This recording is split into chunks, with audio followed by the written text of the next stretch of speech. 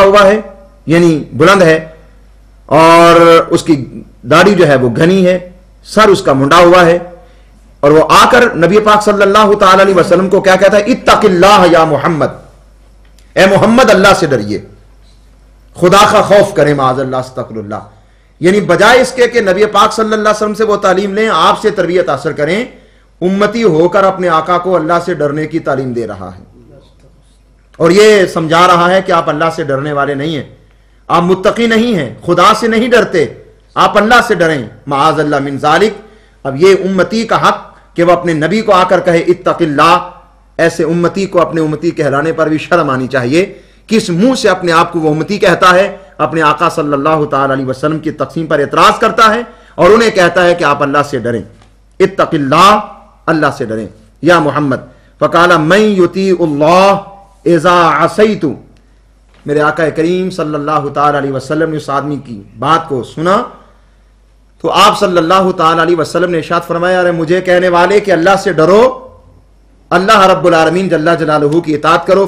سرکار نے فرمایا کہ اگر میں نافرمانی کروں گا تو خدا کی اطاعت کون کرے گا؟ اگر میں نے ہی اللہ کے حکم کو چھوڑ دیا، اللہ کے حکم کی نافرمانی کی، تو پھر میرے مقابلے میں لے کر آؤ کون ہے جو اللہ رب العالمین کے حکم کو ماننے والا ہے، کون ہے جو اللہ کی اطاعت کرنے والا ہے. اس کائنات میں سب سے بڑھ کر اللہ کا مطیع اور فرما بردار محمد مصطفیٰ ہیں صلی اللہ تعالی علیہ وسلم. آگے جس کو بھی اطاعت کی خیرات ملی ہے وہ محبوب کریم صلی اللہ علیہ وسلم کے مبارک قدموں کے صدقہ میں ملی ہے.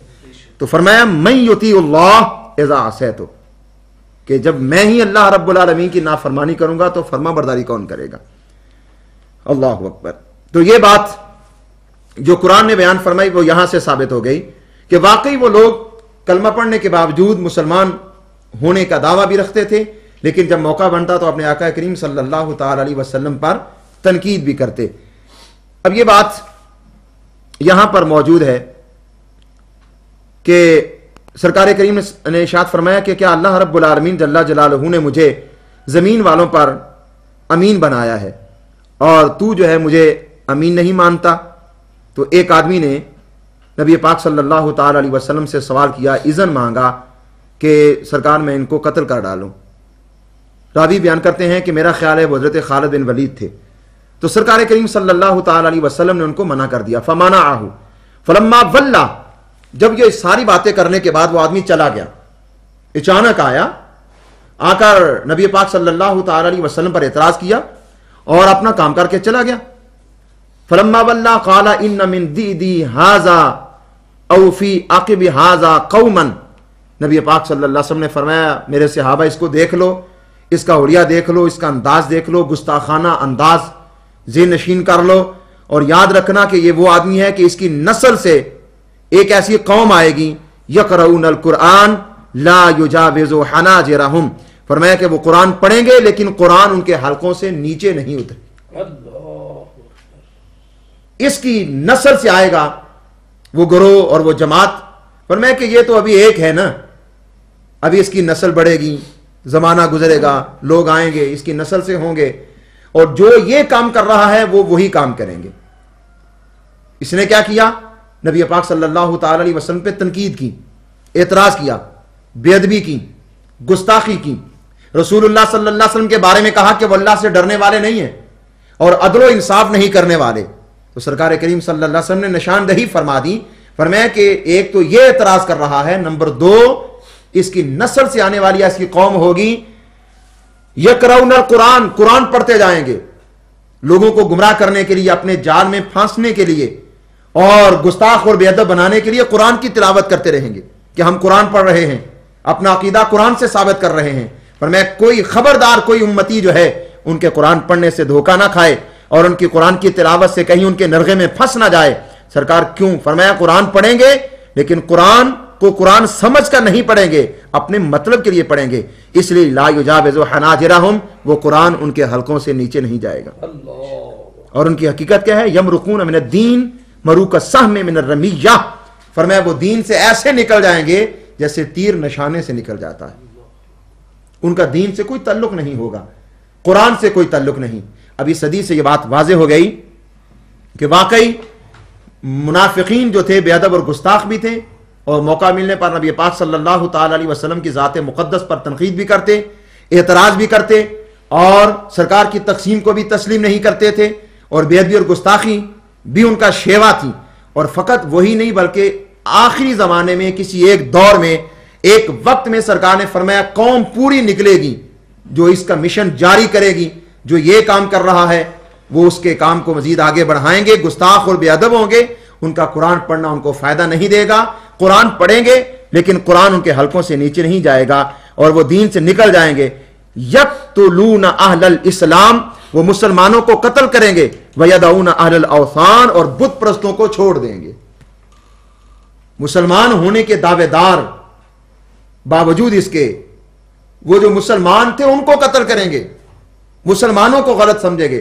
اب یہاں پر تو مسلمانوں کی بات نبی پاک صلی اللہ علیہ وسلم نے ارشاد فرمائی نا، اس ظالم نے تو نبی پاک صلی اللہ علیہ وسلم جو مسلمانوں کے آقا و مولا ہیں ان پر اعتراض کر دیا۔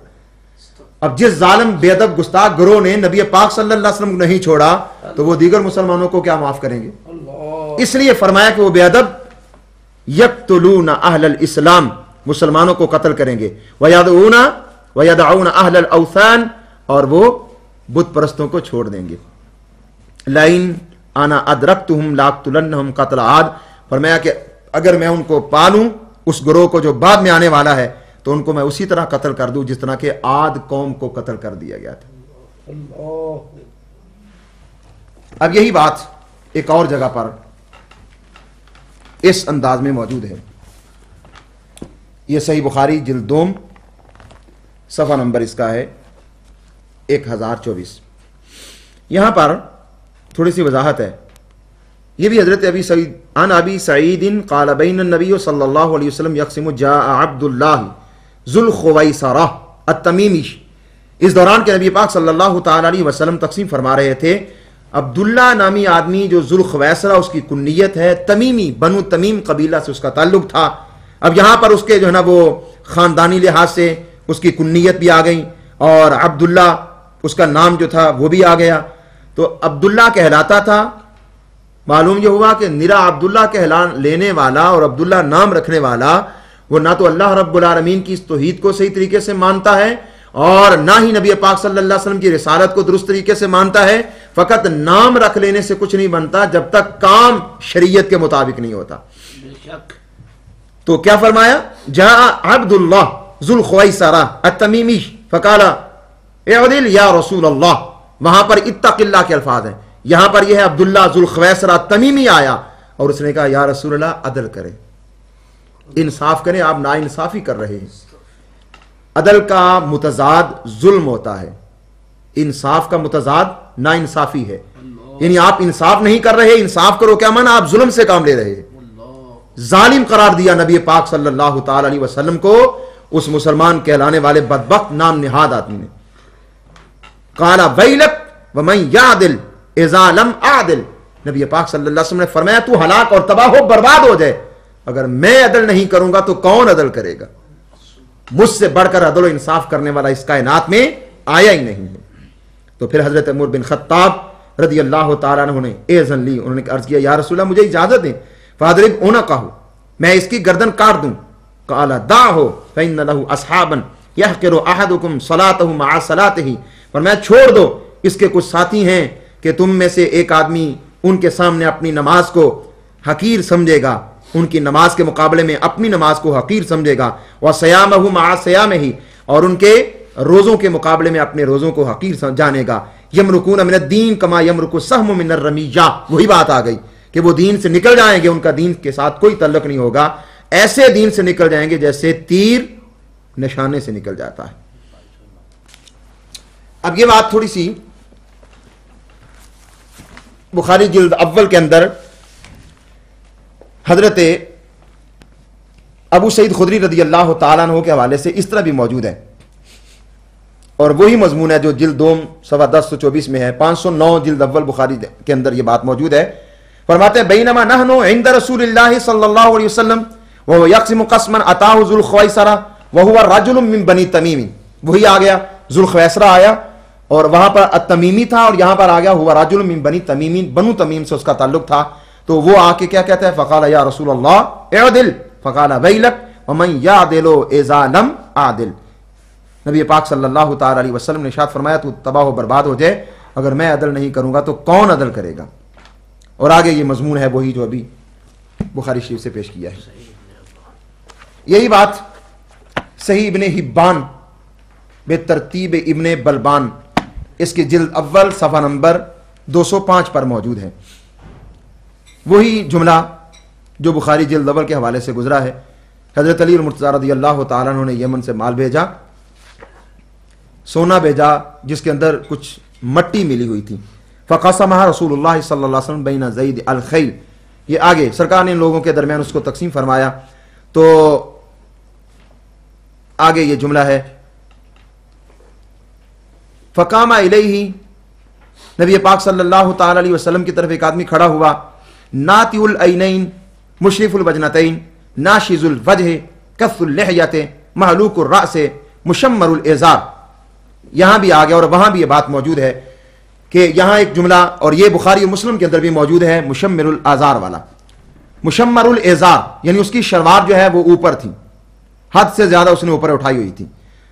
تو یہ نشانیاں بیان کر دی، گھنی داڑھی والا، لمبی داڑھی والا، اور ٹینڈ اس نے کرائی تھی، سر اس کا جو ہے نا وہ بالکل بال صاف، سر منڈا ہوا، شلوار اس کی جو ہے نا وہ حد سے زیادہ اوپر تھی.